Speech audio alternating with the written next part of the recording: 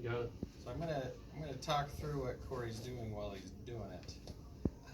So Corey is dry needling my foot because of something called Hallux Rigidus.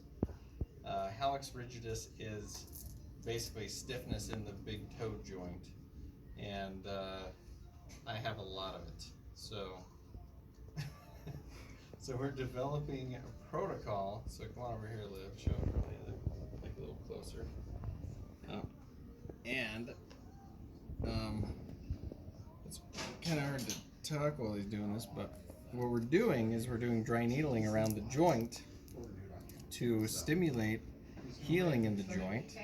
Problem is I do have some bone spurs in the joint and on the side of the joint. And that would that's it. So I have some bone spurs on the joint. So it's kind of hard to get the needles in. There's not a whole lot of joint space. But if we can, this is my least favorite. If we can stimulate the joint enough to get it to heal and respond, so that the joint surfaces just get a little bit of nourishment, a little bit of blood flow, a little bit of cartilage, then hopefully we can avoid me needing to go in and getting something more done to it. So Corey just put in the needles around the joint. Now he's going to do what's called periosteo pecking. So that one's deep. It's going to speak for you. Yeah, go ahead. You can explain. So with periosteopecking, we are literally pecking the bone, the articular structures here, to stimulate blood flow in that area. It feels fantastic.